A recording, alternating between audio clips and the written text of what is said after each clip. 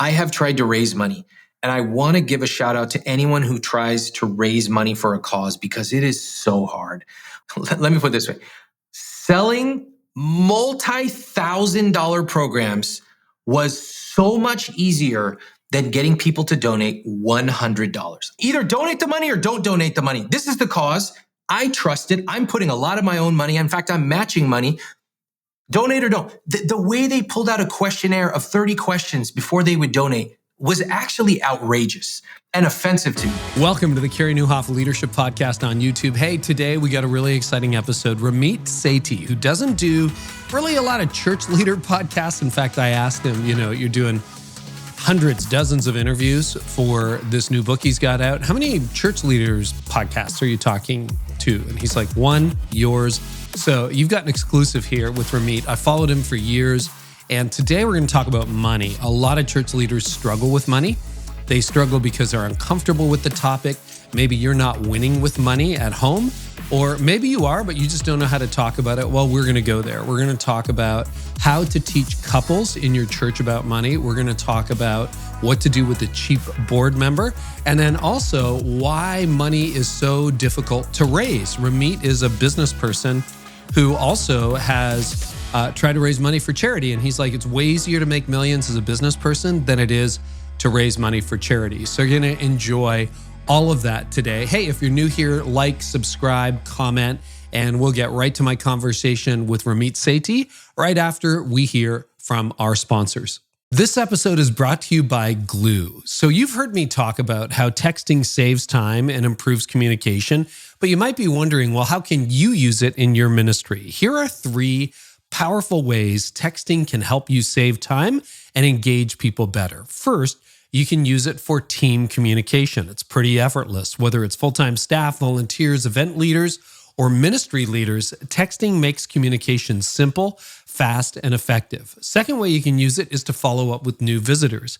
Every Sunday, especially at peak Sundays like Easter, Christmas, or big series, new people walk through your doors, and texting is the best way to connect with them meaningfully. Third, you can use it to stay connected. Use texting to manage prayer requests, keep parents in the loop about kids ministry, and so much more. You can bring all that texting power to your church, and with Gloo, you get 10,000 texts and 3 groups free every month. That means you can try these strategies at no cost. So sign up for Gloo today at gloo.us/free texting. Again, that's Gloo, gloo.us/free texting. This episode is brought to you by Subsplash. The beginning of the year is a great time to evaluate where you want your ministry to go in the months to come. And if your church is looking to simplify your technology, connect your people, and make more disciples with a platform that scales alongside your ministry, then Subsplash is for you in 2025 and far beyond. Subsplash is the platform made to help maximize your church's engagement. So with innovative mobile apps, messaging, websites, streaming, groups, giving, and more, Subsplash puts today's most innovative church technology into your hands so you can focus on ministry. Join more than 20,000 churches and ministries who partner with Subsplash to engage their communities and help their people grow spiritually. All you need to do is go to subsplash.com/Carey, schedule a quick, no obligation demo, and you'll get $500 off when you sign up. That's subsplash.com/Carey. Ramit, welcome back. It's really good to have you. Thanks for having me back. I'm very excited, and we're going to get into principles for money principles for couples. But one of the things I've been fascinated by, because I've been following you for a long time, is you seem to keep reinventing yourself. You've always been the I will teach you to be rich guy, but I've seen you pivot into everything from relationship coaching to different things like that. Can you talk about the evolution of 20 years in business? And let me just say one more thing. First of all, congrats on 20 years in business, man. That is not easy. Thank you. But take us through the narrative, because we have a lot of entrepreneurial types listening.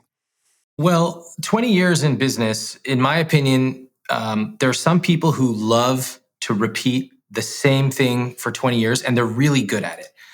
That's not me. I love to expand topics. I love to try different things. If I were still talking about the difference between a traditional and Roth IRA today, I would not want to be doing what I do. I would be bored out of my mind. So my philosophy has been get really good at something, document it, whether it's through a book, a course, whatever, something so that people can always have access to that library of knowledge. And then take one step forward into a different chapter of your life. That has happened through topics such as careers, business, money, psychology. They're all related. They're all one step away. There's nothing crazy in there. I'm not talking about how to make soup, but they are slightly different. And then also the media in which I share.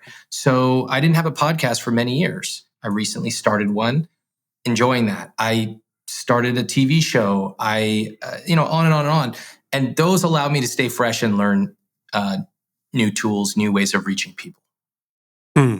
And so you kind of follow the curiosity trail, or how do you decide what idea is next? Like, what are you going to focus on in this next season? Yeah, a lot of it is intuitive. I mean, ultimately, after 20 years, you really start to trust yourself. And at least for me, I can tell where there's what I call heat, where there's something going on, something I can feel or I can sniff out. And sometimes it's as simple as posting online and getting an overwhelming response. For example, recently, I posted about people who have inherited money. In America, it's this big thing. Everybody's talking on social media about generational wealth, which I find a little absurd.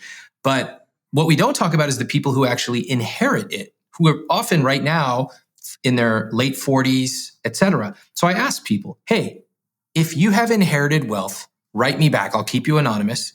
How do you feel about it? What have your parents paid for, etc.? I got hundreds of responses within 20 minutes. Lots of people saying, I feel guilty. I feel ashamed. I never tell anyone about it, but they pay for our kids' private school, or they put a huge down payment on our house, etc. What an interesting dichotomy that in America, we are obsessed with generational wealth, but the very recipients of it feel guilty and ashamed. That's a potential topic for me to dive into over time. So you look for the hot spots. You look for the reactions, which is interesting. I just did a webinar earlier today before we jumped on. I was telling you before we hit up, and I was talking about rationalizing your church budget. It was a pretty technical webinar. We had lots of people on it.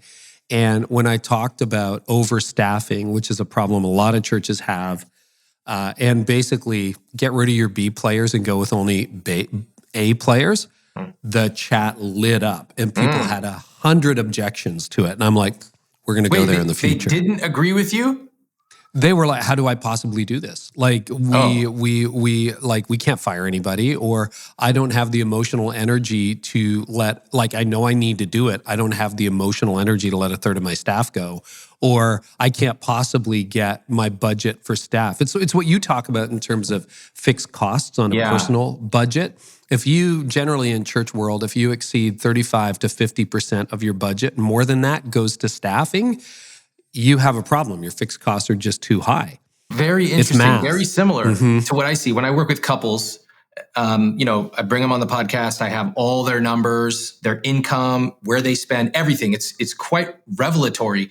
And often they will tell me, especially parents, well, we can't cut back on that. There's no way.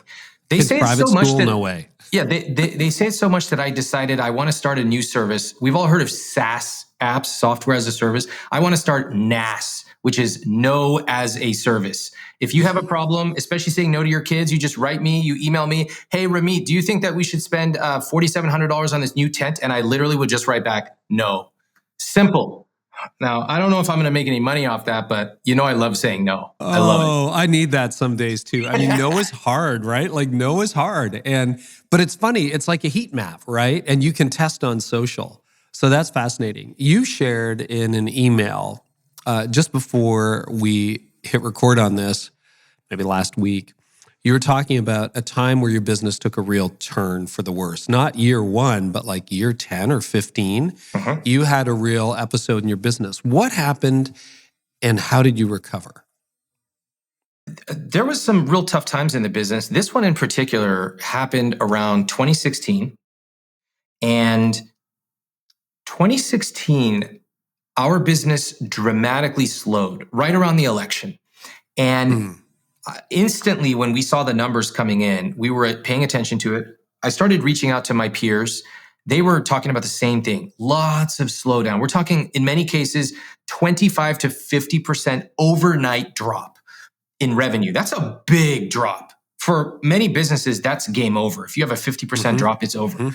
So the initial thinking was it's the election, which to some extent, I do think that election does suck up a lot of energy in the media ecosystem. We started making changes fairly quickly, and we could not change the trajectory. It just got worse and worse. And then I decided to step in and get a little bit more operational. Like I was writing emails. I said, like, I was dusting off, cracking my knuckles, dusting it off. Okay, the old wizard has returned. The master has returned. Well, guess what? It didn't change anything. So when I wrote my own copy, every word, and I said, wait a second, this isn't changing either. There's something structural going on here. That's when we started to have to make some more tough, difficult decisions. One thing was we had to do layoffs. That was very difficult. We had an amazing team. And I will say, I am thankful that we could do it gracefully and give people the respect they deserved. I'm also thankful that we had a secure cash position. So I've run the business conservatively, and that really helped. There was one other side effect that I had never anticipated. So my dad is notoriously unstressed. Like nothing really phases him. And I have become the same way. I'm kind of known for it. Like, it's, nothing's really going to bother him, whatever. And I believe that. That was my identity until this. When this started happening, the downturn in business, that was quite severe, and it didn't seem like there was an easy fix. I would wake up in the middle of the night and I would be gasping for breath. And I didn't make the connection. I went to the doctor, the ENT doctor, and they look in my mouth. They said, physiologically, you're fine. Are you stressed at all? And I laughed. Am I stressed? Yeah, you could say that. And what I quickly learned was that I am just like anybody else. I'm not special. I may have a slightly higher tolerance for stress, but eventually it catches up with me as well. And it was affecting me. I was waking up gasping, which is a horrible way to sleep. Well, once we made the changes to our business, that phenomenon disappeared. I've never had it happen again. So it was clearly related. And what that really taught me was, 1, make sure you run your organization conservatively. 2, keep your eye on the numbers, know what's going on. 3, if you have to make changes, make them quick. And finally, you're not special. I'm not special. We're not special. We are all pretty much the same.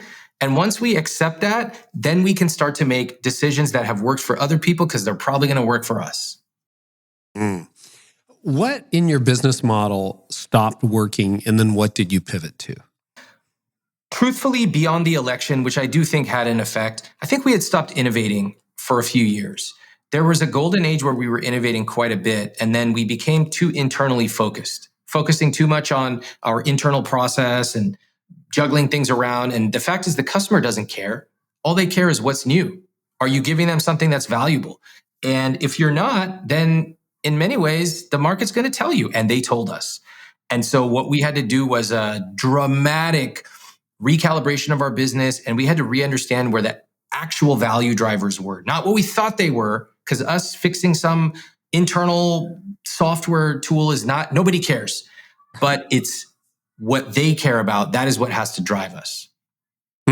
So practically speaking, for the people who follow you, what would they have known about you before? And then who have you become in the last 8 years? I think they would have, in the past, they would have known me to be quite tactical.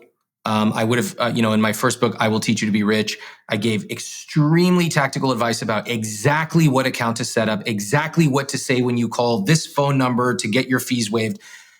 Valuable stuff. I think that since then, my audience has known me to become more considerate and hopefully more emotionally sensitive. In fact, I'm 42.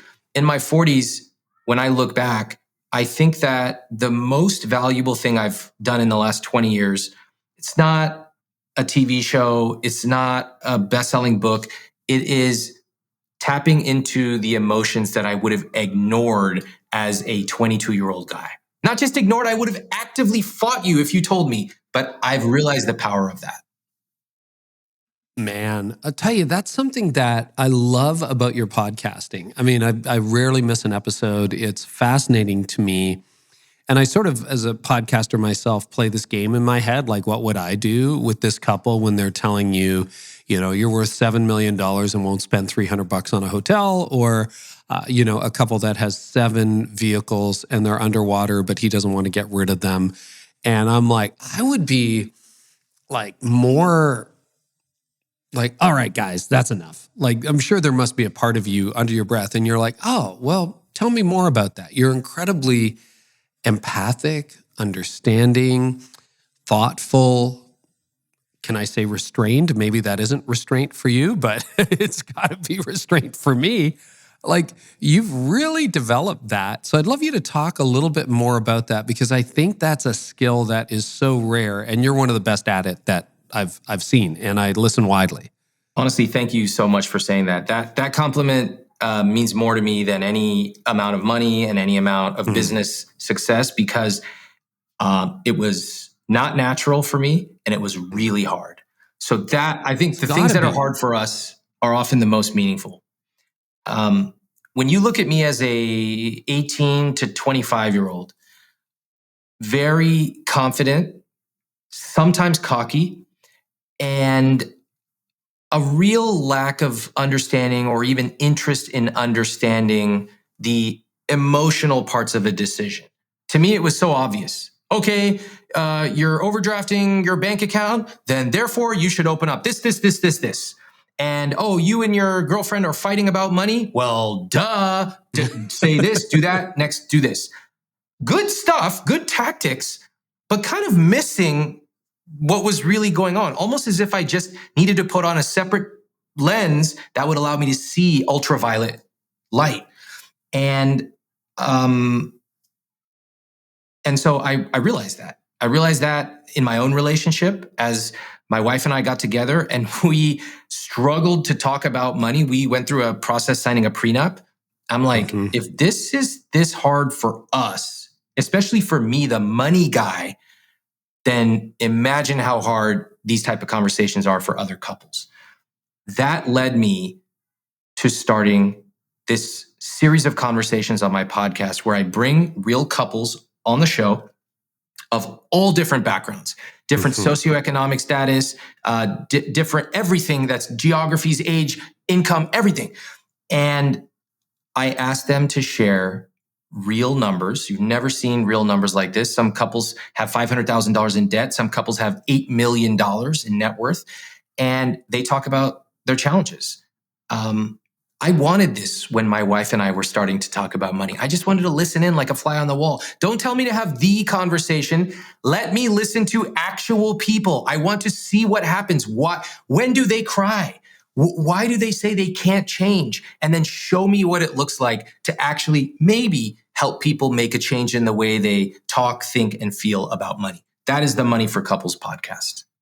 Yeah, and what you do so well, because you're so restrained, so thoughtful, because otherwise you're going to lose them, right? If you come out of the gate swinging, you're going to lose somebody. If you pick a side, you're going to lose. But what happens is inevitably, or almost always, 3/4 of the way through, there's a turning point.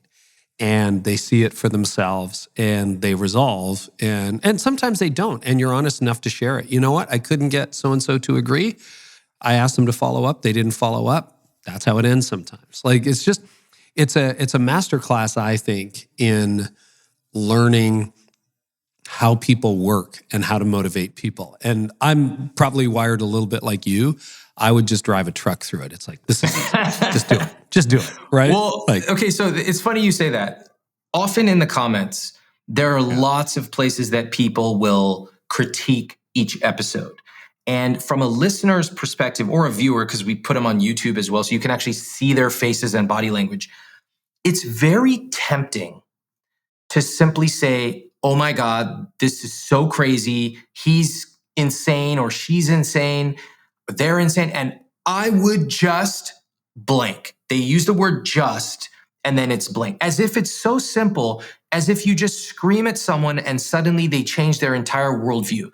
Now, it might be tempting for the viewer to want that, but my job is not to appeal to the base desires of some crowd. That's not my job. I'm not here to entertain some random anonymous commenter on YouTube. I'm here to help the couple. That is who I care about. So I take it slow. I have to build rapport. And you have to remember, the people who come on the show, this is probably one of the most nervous moments of their life. They are probably wearing their best clothes.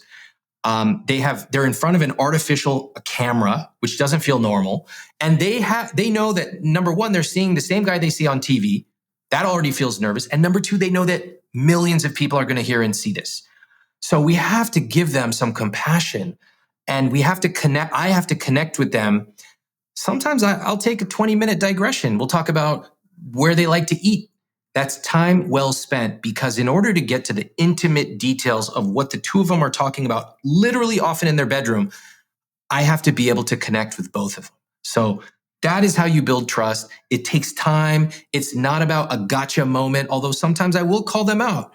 It is really about, you tell me what your rich life vision is, and I will see if we can all get there together. For those listening who do counseling, it's now called Money for Couples, the podcast. Search it out, watch it. It's a masterclass in getting people to agree. So 20 years in leadership, what have you learned? What have you learned about resilience in leadership, Ramit? One thing that I've learned is live to fight another day. Live to fight another day. In personal finance, the phrase is don't run out of money. That's what personal finance and businesses say. But the way I interpret it is don't give up. Live to fight another day. So the way that shows up in my life is proper risk management. It means I have a sizable emergency fund in case something ever went wrong. It means I run my business conservatively. So if something goes wrong, as it did, I don't have to close down shop because I want to live to fight another day. It means in my personal relationships, keep things going, keep engaged, send a text, see your friend when you're in town, talk to your loved ones when you can, right? Those kinds of things. Live to fight another day. Don't give up. Even if somebody says something that you disagree with, this is one I personally struggle with, talk about it. Have some conversations before you cut somebody off. Although I'm not the perfect example of that, all right? If someone says something really crazy, I'm like, all right, goodbye. So live to fight another day for me is asking yourself, it's really acknowledging that sometimes things can go bad. They can go really bad. Like when our business started to go down, we had modeled out, like a 10% decrease or a 20%. And what I learned from that is it can always get worse. I don't think we've really accepted that. I hadn't. Yeah. That, whoa, what if we model out a 35% decrease? What if it's a 50% decrease? How would we exist? And so in order to live to fight another day, you have to be brutally honest about what can go wrong. That allows you to prepare, put your plans in place. And of course, always ask yourself, what happens if things go right? Because I prefer to live there.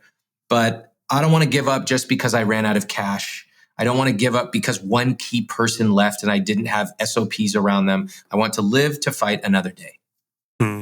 So a couple of years ago, you did a Netflix series, How to Get Rich, and it was a version of your podcast that you'd been running for years, just helping people figure out their finances. It was a limited series. What did you learn through your experience with Netflix? I learned the power of working with an amazing team, and I have an amazing team in my business. I Will Teach You to Be Rich. This team was different in that I had never worked with any of them, and they sort of spin up around 50 people to build, develop, and create this show, and then everyone scatters to the wind. I think that very often leaders like you and me, we are used to telling others what we want to have done. And sometimes you have to do that. I get it. But what a gift to be with a team that tells you, and you can sit back and say, oh, wow, that's a really good idea. I didn't think of that. Or I'm not going to do that. I would never do that. It's off brand for me. But it filled me with a feeling of relief that I had amazing, capable people around me who were looking out for me. Love that. Brought that back into my own business as well. And then the other thing I learned was, in the past, I would have thought that success was taking somebody in some sort of financially problematic scenario and then getting them a $25,000 raise or helping them pay off their debt, etc.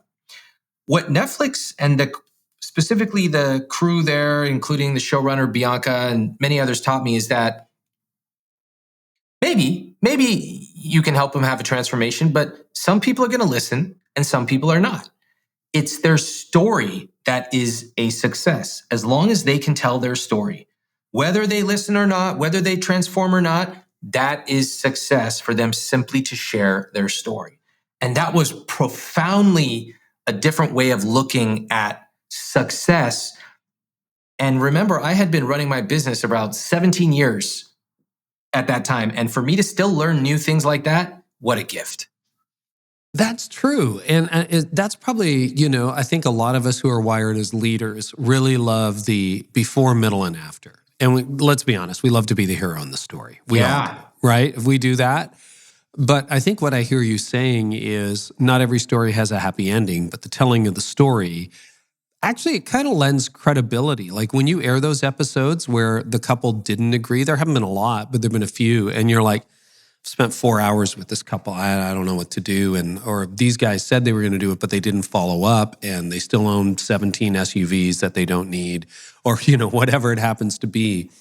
The non-happy ending, and I'm thinking for church leaders, we always like to tie a bow on it. This person got baptized, never had a mistake again as long as they live. But actually being honest about the story, and people go like, oh yeah, that's me. I don't always do what I'm told. That's totally it. I have actually this story has a dark and unhappy ending, which I love. I love a movie with a dark ending. Just like what director has the courage to do that? Because in America, we love to tie it up with a bow. That is quintessentially American. And yet it's not human. So I had a bonsai tree. And my dream, one of the parts of my rich life is one day I'm going to have a gigantic, massive bonsai tree, 6 feet tall. It's been growing for 400 years. Well, I figured before I get that, I better just get a bonsai tree at Target or something and practice it. So I get this little bonsai tree who's behind me on my bookshelf, and I'm watering it. It's doing fine. It's not really progressing, but it's alive. Then I had to travel and this and that. And I come back, it's not looking good. My wife bought me a bonsai book. It was like written for children. It was like 18 pages long, just like it fit in the palm of your hand. It's little. I never read that book. I never even opened that book. Okay. I just didn't want to. I wanted my bonsai tree to live, but I didn't want to go through the work of reading this 18-page book. So eventually the bonsai tree dies. And to me, that was such a beautiful metaphor for money, because if you had asked me, Ramit, do you want to have a beautiful, huge bonsai tree from Kyoto or something? I would have said yes. Do you want this little bonsai tree to stay alive? Yes. Well, why haven't you read the book? And I would have no answer for you, because humans are irrational and I am not special. So there's an unhappy ending, but sometimes we need to hear those unhappy endings, because all of us have something in our life where we know we should be doing it, but we are not. And once we can connect with that, whether it's connecting with your congregation, whether it's going every Sunday, whether it is running your business in a certain way or calling your mom, we know we are not doing the thing we should, and we need to accept it and interrogate why, and maybe make a change when and if the time is right.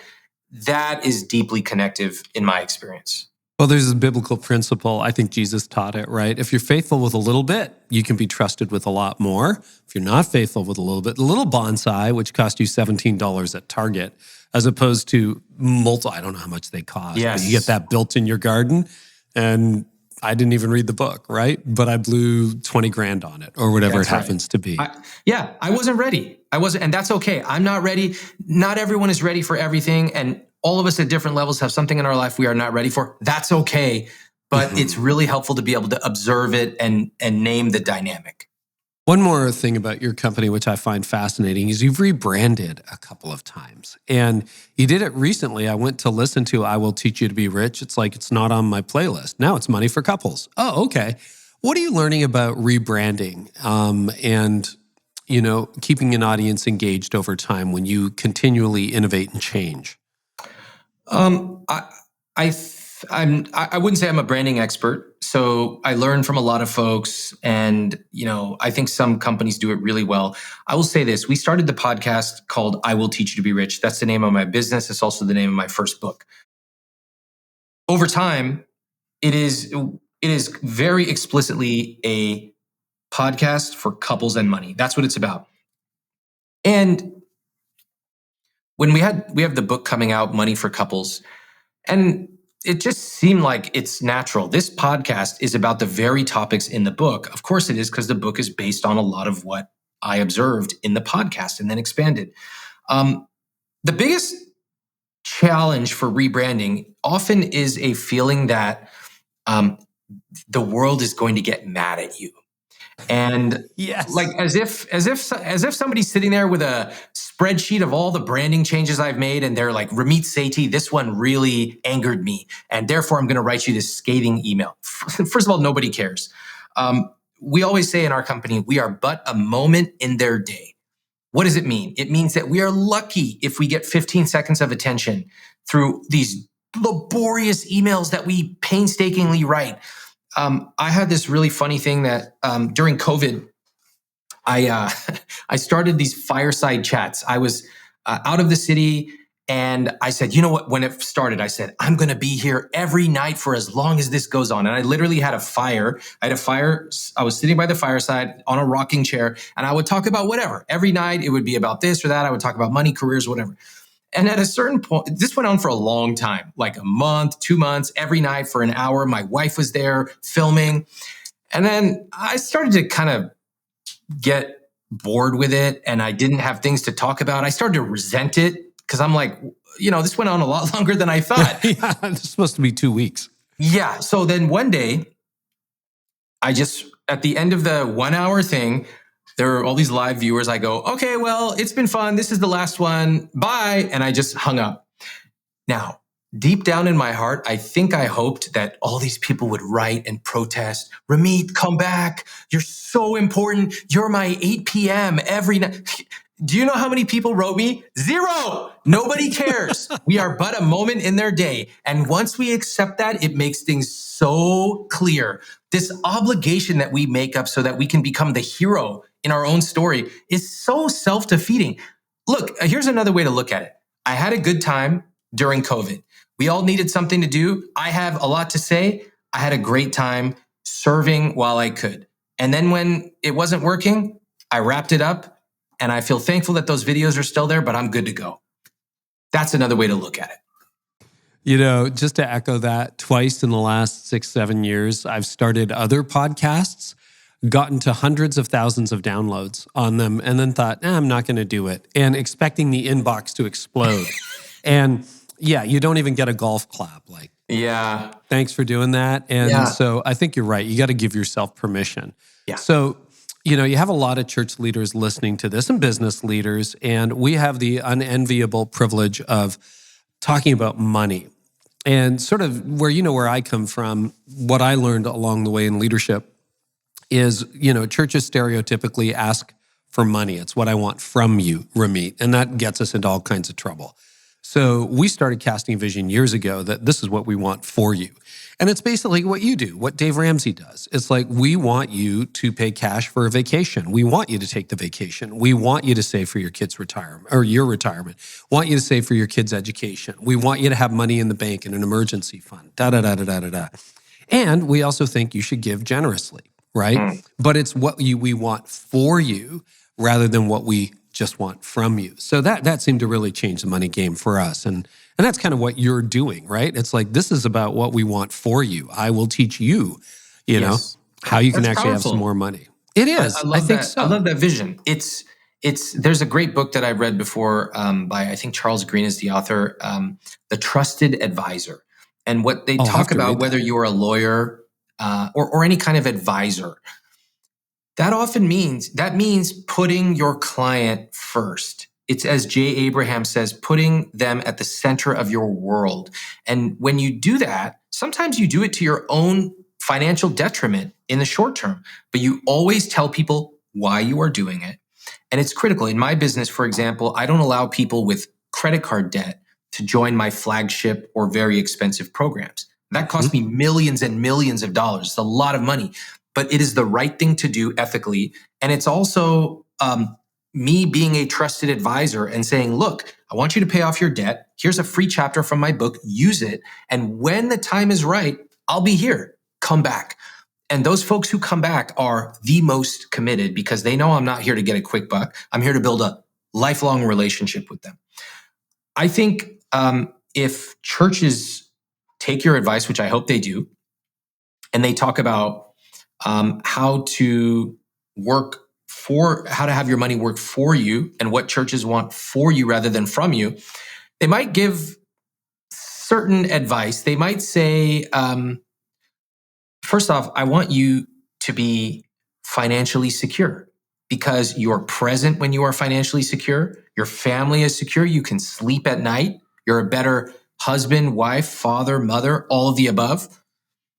So this is important. Next, you have to talk about the things that are important to you. We rarely talk about money in families. In fact, the way we describe it in American culture is, have you had the conversation about money? Would you have the conversation about parenting? No. Would you have the conversation about elderly or ill parents? No. You would have lots of conversations. And in fact, you would have to find a way to enjoy those conversations. Otherwise, you wouldn't have them anymore. So money in our culture, if we go deeper, especially in the church, there's a very tortured relationship with it. You know, we love money. In America, we love to look at our friends in Bora Bora on a Wednesday and say, like, I want that, or that beautiful jacket they're wearing. That's okay. But also we hate it. We hate it because when we talk about money, it brings up deep-seated feelings of guilt and shame, and often things that were passed on from our parents, our culture, maybe even our church. I don't want that for you. I want you to have a healthy relationship with money, just as I want you to have a healthy relationship with food, just as I want you to have a healthy relationship with this congregation. So, the way that I say it in plain English to my own listeners and readers is, when you think of money, you often think of a confusing budget full of overwhelming numbers. Not me. When I think of money, I see a beautiful family trip to Disneyland for you, or the ability to pick up your kids from school every day, or even a beautiful cashmere sweater that you wear happily. That is where money can fit into your rich life. Right. And to that note, I think you're right. Like, having sat in the lead pastor seat for 2 decades, if I have an awkward relationship with money, that's going to translate. People can smell that a mile away. And so some of that is you got to be okay having that conversation personally. So that's sort of, I want to get into some of your new content on this. How do you have a good conversation about money? Realizing it is not the talk. In church language, it's not one series that we did back in 2013, and that takes care of it forever. But how do you begin? What are the building blocks of great conversations about money? This episode is brought to you by the new book by Mark Clark, The Problem of Life. Have you ever wondered why, despite having more money, knowledge, and comfort than any generation in history, many people feel unfulfilled, disenchanted, and lost? Well, that's actually the question that Mark Clark explores in his compelling new book, The Problem of Life. He's got a fusion of biblical theology, psychology, philosophy, deeply human stories, and humor. And through it, Mark shares 11 practical principles to help you reclaim your identity, your purpose, and your joy. Mark, for example, tells the story of the time he told a woman her husband was dead by mistake. He had the wrong guy, and how he accidentally saved a woman from killing herself in the process. He draws on everything from personal experiences to theology to psychology to pop culture, and offers answers to life's biggest questions about suffering, significance, and the search for meaning. The Problem of Life won't just make you think, it'll change the way you live. You can pre-order it now on Amazon or wherever you buy your books. It's time to stop just existing and start flourishing with The Problem of Life by Mark Clark. In the new book, Money for Couples, I have extensive word for word scripts on conversations. The first thing I talk about is how to have your first positive conversation about money. Wow. Remember that many people reading this have been married for 25 years and they have never had a single positive conversation about money. I talk to them all the time on my podcast. Many of them have never even really talked about money at all. Sure, they've said, why'd you buy that at the gas station? Or, I don't know, maybe we should get the LX, not the DX version of the car. But they've never really sat down and said, what's our philosophy on money? What's important to you? Because this is important to me. And gosh, I feel kind of embarrassed that I don't know what a 401k is. We've never had those conversations. So having your first positive conversation about money involves no numbers, none, no spreadsheet, no boring budget. I hate budgets. None of it. It's simply sitting down and saying, you know what? Here's why this conversation is going to be awesome. And starting off by describing what's going to make it positive. I've wanted to talk about money with you for a long time. I don't feel I've done a great job. But when we have this conversation about money, it's going to be awesome because it will allow us to be super honest with each other and to be open about what we both want. And if there are things that are different for you, that's okay. We don't have to be the same, but it's going to be awesome because we're going to get to learn something new about each other after all these years. And then you just go down the list right in the book. Here's how I currently feel about money. How about you? Here's how I want to feel about money. How about you? Notice we're tossing the ball back and forth. Too often when it comes to money, there's a monologue. No, it's got to be a dialogue together. You got to toss the ball back and forth. And then what are we going to do next? That's it. Simple. This is 5 minutes, 10 max. Wrap it up. Give each other a high five. Give each other a hug and a kiss. Call it a day. In a lot of the work that I do with couples, it's about having fun, declaring victory, and going home because we don't have to do it all at once. We have a lifetime to build this relationship with money together years ahead. Do most people end up marrying their opposites? I mean, I certainly did. I would be the spender. Oh, yeah. Tony would be my wife. She looks as money as security. I see it as opportunity. We'll talk about the 4 money types, but there's that. We often, in common parlance, it's the saver versus the spender. And Tony naturally is a saver. She's really good at that. She came into the marriage with, the figure varies. I say it's getting larger as time goes on, but thousands of dollars in savings. And I came in with $8,000 in student debt, which we dealt with almost immediately. And I'm like, oh, we'll figure it out. And she's like, no, we need a plan. And so, she's right. But for us, that was decades into our marriage until we really were able to have, and now we've had years with positive conversations, but that was really tough. And it seems to be, and most of the couples I talk to, you talk to way more about money than I do, don't have initial alignment where like, oh, well, that's funny. That's exactly how I feel. You feel that way too? Oh, that's what I think. Yes, we all agree. Okay, end of conversation. Almost never goes that way. Or does it? It's a really interesting question of, do we end up marrying our opposite? And I'll have to say no, but not for the reason you think. Most people, when they get married, do not even understand their own philosophy on money. They don't, if I ask them, what is your philosophy on your savings rate? They would say, huh?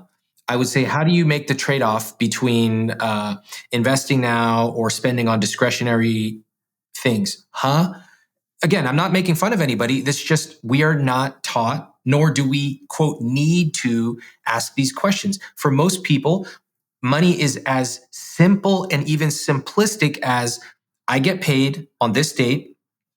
My bills are due on that date. As long as I have something in my checking account, I'm fine. That is literally how most people go through life with money. Again, I'm not blaming. I have deep compassion for it because that's how I treat my car. Get inside. As long as the lights work, I'm good. I don't really care how this mechanism works. Just get me where I want to go. Leave me alone. So that's how we treat money. And so person 1 does not really have a philosophy on money. Person 2 does not have a philosophy on money. However, they've both observed things. We are little detectives. We saw mom stressing out at the end of the month with her checkbook, paying bills. So we think, I guess moms are the one who have to pay the bills and take on the stress. And dad is the one who, quote, earns the money. These are things we pick up from culture and from our own families. Then you get partner one who doesn't have a philosophy, partner two who doesn't have a philosophy, and then you have the two of you getting together in a multiplicative way. So it's like 1 times 1 equals 10 of confusion. And it only shows up when very particular things happen, like you have kids, like you go to buy a house, etc. For the most part, as you pointed out yourself, you can go decades without really talking about money. And that is my plea to couples. You don't have to go decades. You don't have to fight about money. You can actually have positive conversations about money. And also, you can live a much bigger, richer life if the two of you are aligned and rowing in the same direction. I love the simplicity of your money types. Can you walk us briefly through the 4 money types that you've identified? Yeah. Speaking to many, many, many people over the last 20 years, it's clear that particularly in couples, there are money types, and you'll see them everywhere. The first is the most common, the avoider. Avoiders will do anything they can to avoid money. The second is the optimizer. I am an example of an optimizer, somebody who loves to run a Monte Carlo analysis or plan. What if we do this? What about 35 years from now? What about that? That's an optimizer. A worrier is somebody whose relationship with money is best characterized by simply worrying. Are we going to have enough? What if we run out? Etc. And that is typically regardless of how much money they have. They often don't even know how much money they have, but they certainly know how to worry. And finally, there is the dreamer. The dreamer might sound positive, but it's actually a very difficult partner to live with because the dreamer believes that success is simply one deal away, one gig, one get-rich-quick scheme away. They are allergic to long-term, sensible money management and investing. They're looking for that quick fix. And they are typified, for example, in the book, I described the exact phrases they use, but one of the ways they say it is, I don't want a 9-to-5 job, basically implying that that's for losers. And I don't think having a 9-to-5 job is for losers at all. I think often sensible, low-cost, long-term investing and a well-paying job is a really good thing. So avoider, optimizer, worrier, and dreamer. You may be one. You may have combinations of multiple. The good news is you can change it. The even better news is you're never going to change yourself deep down, but you can add another layer. Just like we can add a new palate, a new taste that we like. You know, maybe I don't like pickles. I can learn to like pickles. Well, guess what? Maybe I'm a worrier, but I can also learn to focus on growth and to feel safer. Sure, it will always be there a little bit in me. That's okay. That's who I am. Fine. But I can add on a new layer to my financial palette.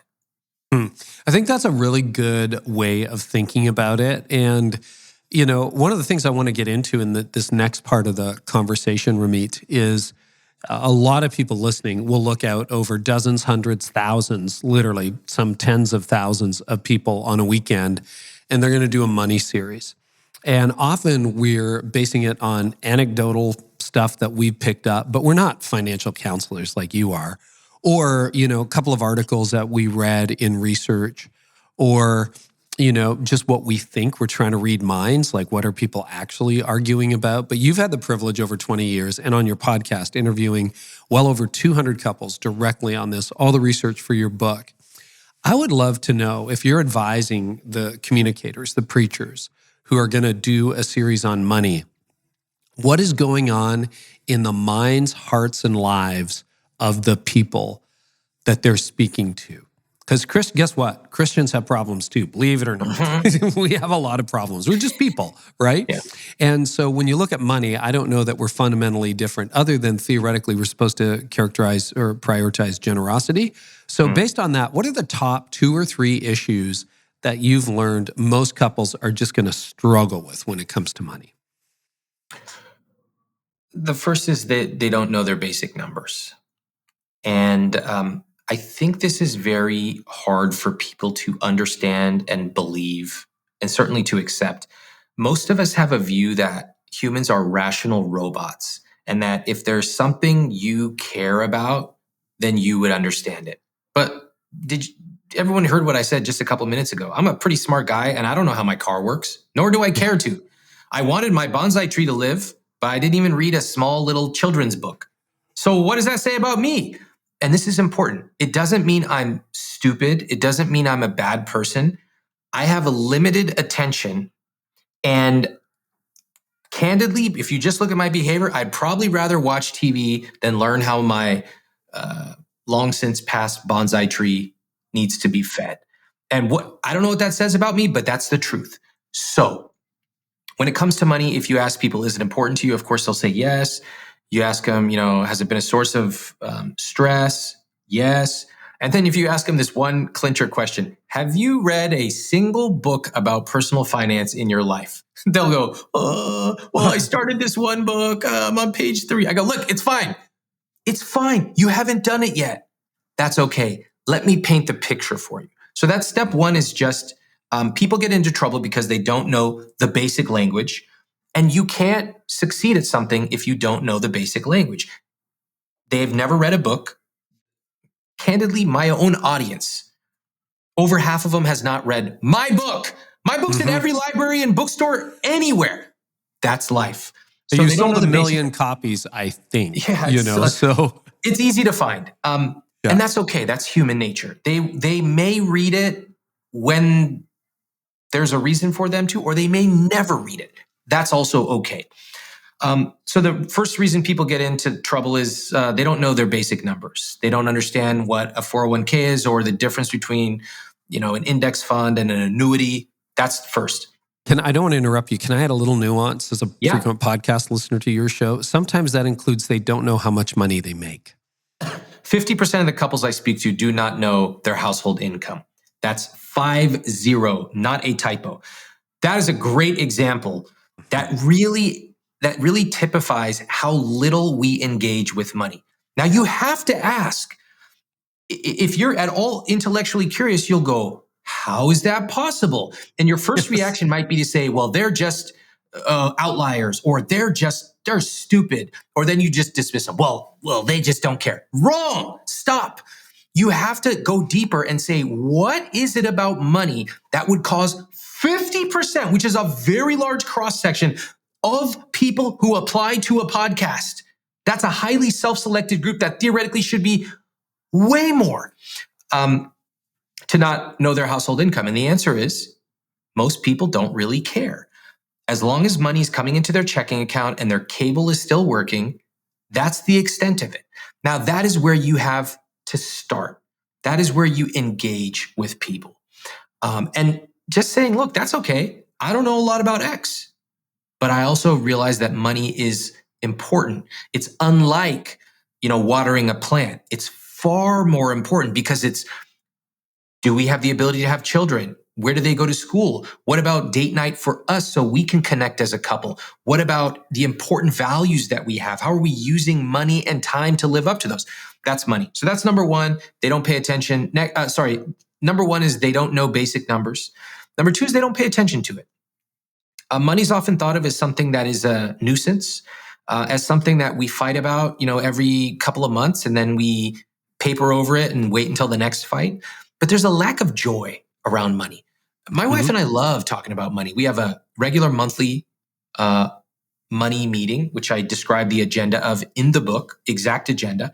We also have an annual Rich Life Review where we sit down for several days, and it could be you go to a cafe, spend a couple hours, and then go for a walk. Or it could be we often travel and we're walking around a beautiful city and we're just talking. We're talking about what do we want to do more of next year? What do we want to do less of? What was really meaningful to us? What would be magical next year? And so we're starting from a place of possibility. We'll get to the spreadsheet and we'll get to the actuals versus the this and that. Yes. And if you have debt, yes, of course you have to check in on your debt payoff progress, but you always start from a place of vision. The final reason people get into trouble is they want someone to rescue them. Sometimes it's their husband. Sometimes it's their wife. Sometimes it's just somebody, but not me. And my message is nobody's coming to rescue you. It's up to you, and you actually can do a much better job than you may even think is possible. Now, the other thing that I think, because most pastors, despite the headlines, are not super high income earners, right? You have a few people with private jets. I get that. That there's a handful, okay? Most people listening to the show are fairly paid, but they're not making bank, if you know what I mean. And so sometimes you see the entrepreneur. There's a Ramit who shows up at your church, and you're like, Ramit doesn't have any money issues. He's great. Yet what I've discovered from your work is high income earners get into money troubles too, or they have a bad relationship with money as well. What are some of the frequent issues you run across when it comes to high income earners? What problems do you see frequently? This is a great question because this is a highly under-discussed topic for several reasons. It's politically incorrect to talk about people who have money and still have problems. Everyone's like, boo-hoo, must be tough. Rich people problems. Yeah, exactly. And that's number one. And also, people with a lot of money often don't like to talk about it for that exact reason. They get kind of destroyed on TV or online. Well, I actually love speaking to people from all over the spectrum, including high income. I love it because I know most areas of that spectrum. I grew up quite frugal with my family, both immigrants from India.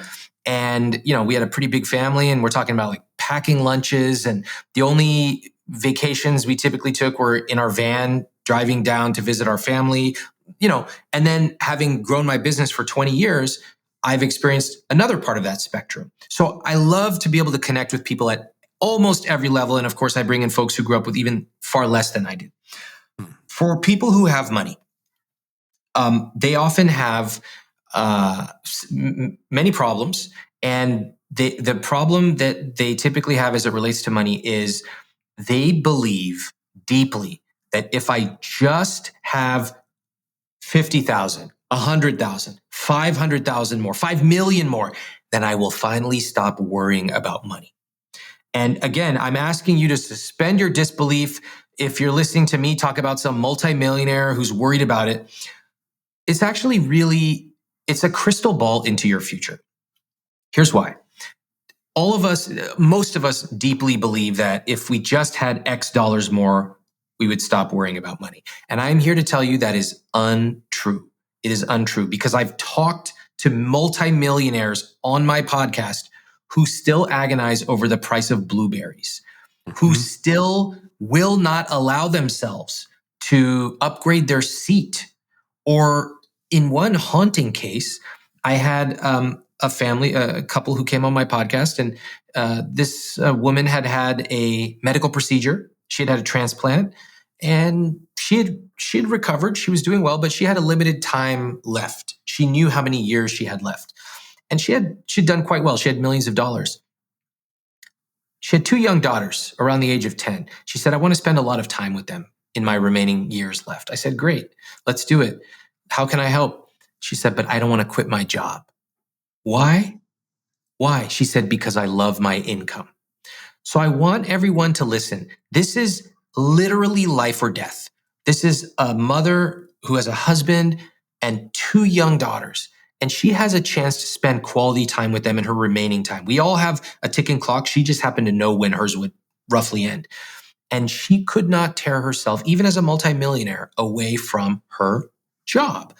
Now, what that really shows is that you getting another 50K is probably not going to change the way you feel about money. In fact, here's a phrase I want everyone to internalize. The way you feel about money is highly uncorrelated to the amount in your bank. So you can have negative 200K, you can have positive 250K, or even 7 million. You will probably still feel the same way. And there is an antidote. 2 things. First, you got to know your numbers. You have to understand the language of personal finance. It's not that complicated. You can read my book. You can learn this stuff. 2, you got to work on your money psychology. You have to master it. You have to practice abundance. You have to practice generosity. These are skills. They don't come naturally. If you do those 2 things, you can change the way you feel about money. You can do it today and you can do it for the long term. See, this is what's so valuable about that. Thank you for going there in the answer, because I think a lot of times church leaders look out and they know they have high net worth individuals and they're like, why are you not giving to our capital campaign? What is like, and we think, oh, if I had that much money, I'd be writing 6-7 figure checks. And what they don't realize, what's hard for me to realize as a pastor is, oh no, they have problems too.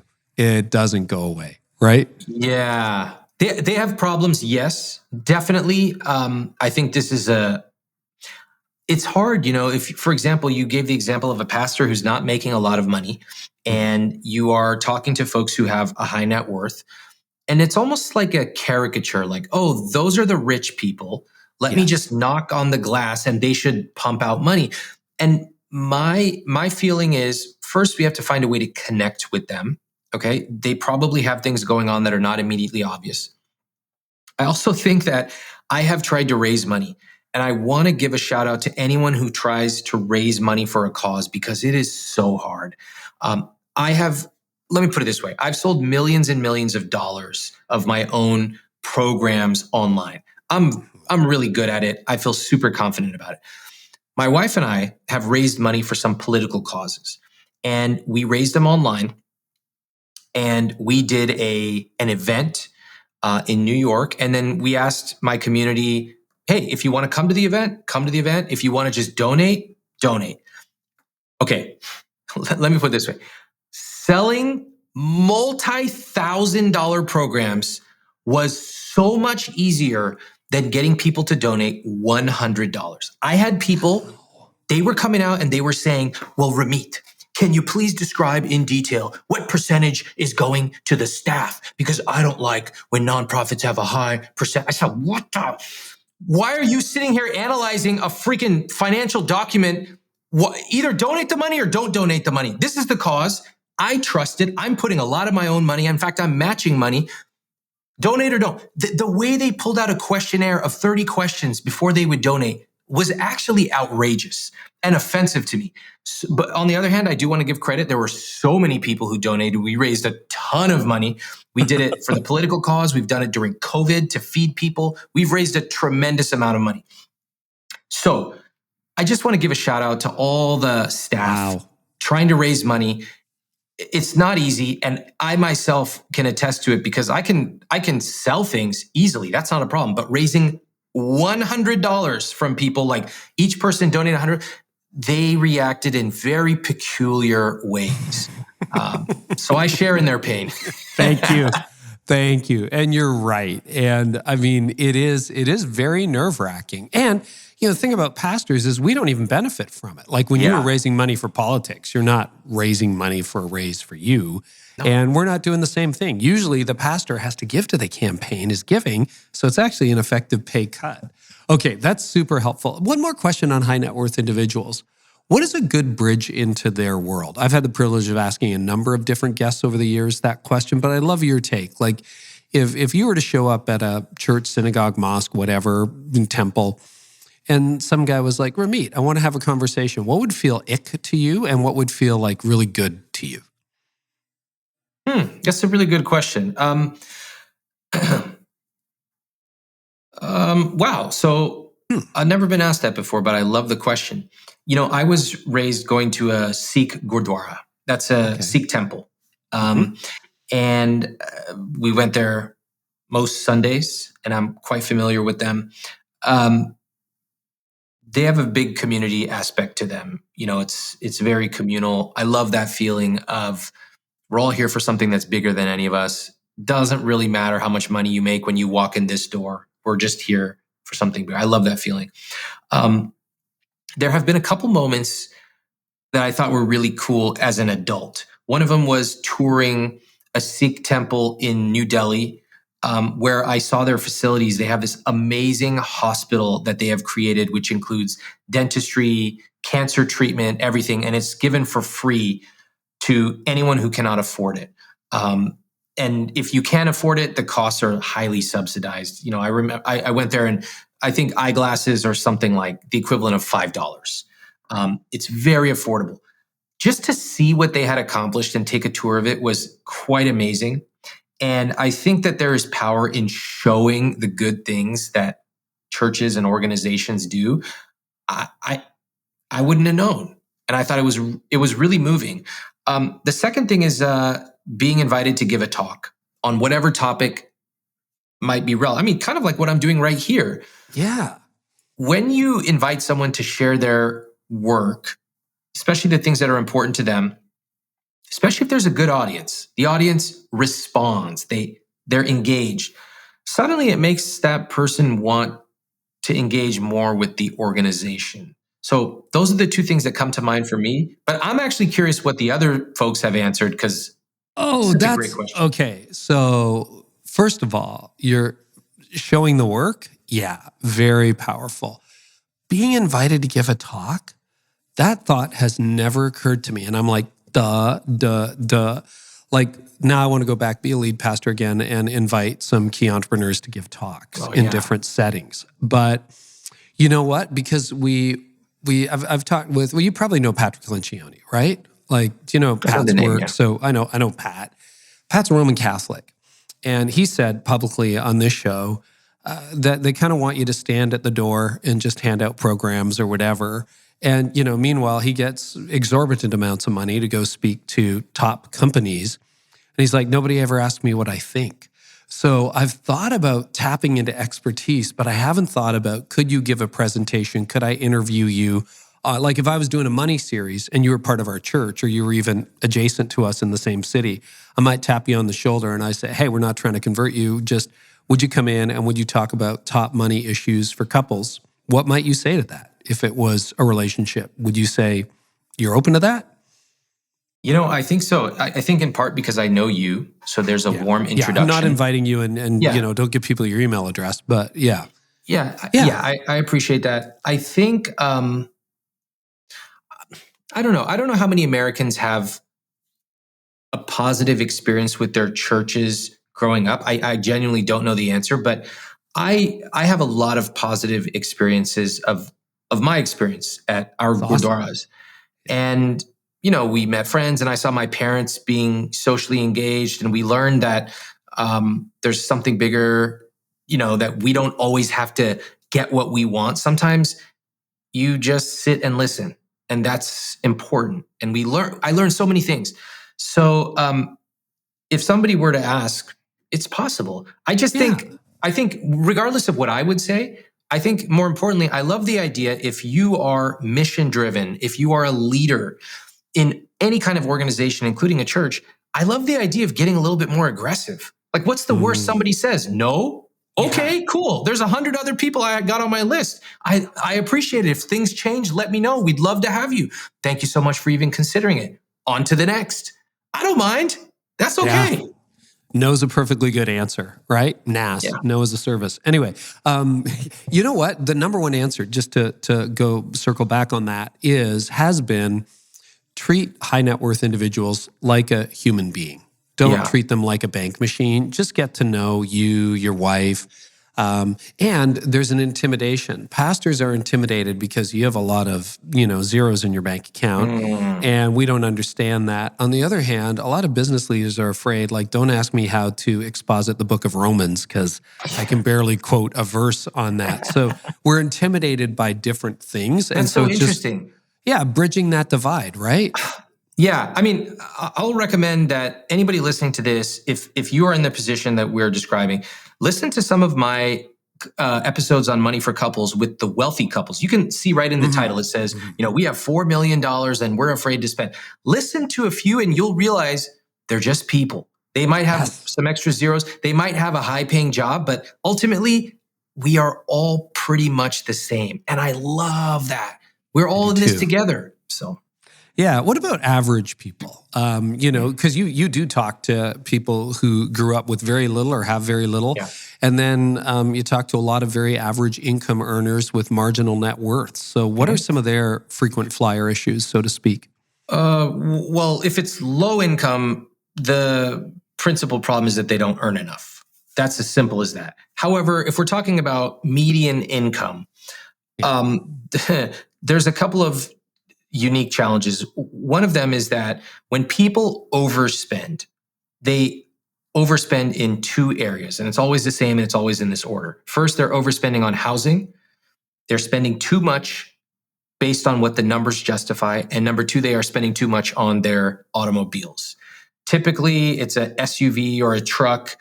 It's extremely expensive, but they have no idea. They simply know their monthly payment. Right. And I'm like, oh my God. Okay. Yeah. What you will often see is that this is manifested by a couple coming on and they're fighting. Oh my gosh, I can't believe she spent this much at Target. And I'm looking at their numbers and I'm like, how much? And it was, $75 instead of $35. And meanwhile, I'm looking at the monthly payment they have for their truck, which is $1,400 at 13% interest rate. And I'm like, trust me when I say Target has nothing to do with this. But to understand that, you have to have a somewhat sophisticated understanding of money. It's actually, first of all, what is interest? I don't even know what interest is. What's wrong with my monthly payment? Every month I still have my truck in my driveway. What's the problem? What are you talking about? That's not the problem. And the real problem is that she went to Target and bought more than she said. It's a very simple way of looking at the world. And what I want to do is show people this is an important topic. It's worth understanding. Trust me, if you get these few big things right, you're never going to be fighting about how much somebody spent at the grocery store or at Target. That's almost never the problem. Yeah. So that's it. It's the fixed costs, right? And you don't do a budget. You do a conscious spending plan. Yeah. We talked about that the first time you were on. One of the issues I think you touch on in Money for Couples, and you certainly have talked about it in other areas, is shame. Shame is really interesting. You're right. With high net worth people, with people who have a lot of credit card debt, student loans, or just, they're living paycheck to paycheck, which I think is, I read today, 72% of Americans right now or something. There's a lot of shame around money. How do you suggest addressing that? I start off by using myself as an example. I'm quite open about areas that I spend money on and don't. And one of the counterintuitive things that I do with my money is my wife and I rent by choice. And that is, that's for a lot of people, that's quite surprising. Like, why would I will teach you to be rich guy rent? Isn't that for losers? Because in America, we're kind of taught that owning a house is the ultimate American dream. I do that for a couple of reasons. One, I want people to deeply understand the numbers, especially on the biggest purchase of their lives. And very few of us do. In my estimation, about less than 1% actually run a very simple analysis. Two, I want people to understand that you choose your rich life. Your rich life is yours. It's different than mine. So when I share an example of how, for example, I would rather buy a beautiful, exquisite cashmere sweater than to own a house, they're like, what is wrong with this freak? But that's okay. That's my rich life. It doesn't have to be yours. In fact, you and your husband or wife don't even have to agree on everything. That's okay too. My wife has her own areas that she likes to spend on, and I have areas that she doesn't care anything about. That's okay too. When it comes to these topics of shame, so often we feel that way because we don't understand how money works. We are not confident in our choices because we don't understand how money works. And we are simply buying the things that we want or that we see, knowing that there's somebody somewhere out there who thinks we're making a bad decision, but we haven't put the two together. What I really wish for people is for them to go through my book and my journal and the new book, Money for Couples, and to really come up with a crisp vision of what my rich life is. For example, I don't ever want to have to repair anything in my house. I hate screwdrivers. I hate Home Depot. I never want to have to go there again. Therefore, I will always have a reserve maintenance fund of $3,000. And if and when something breaks, I will tap into that and happily use it. My wife and I, or my husband and I, will have a recurring date night once every 2 weeks. We will hire a babysitter. We will go out. We will have a beautiful time. And that is important for the health of our relationship. And on and on and on. That's what I want. it becomes this beautiful personalized vision. And you can still do it if you have debt. You can still do it if one of you's in school or staying at home right now. You can still do it. You just adapt it. And it becomes something that's highly meaningful to you because it is your rich life. I had to ask you this question too. So one of the dynamics in church world is a lot of us have boards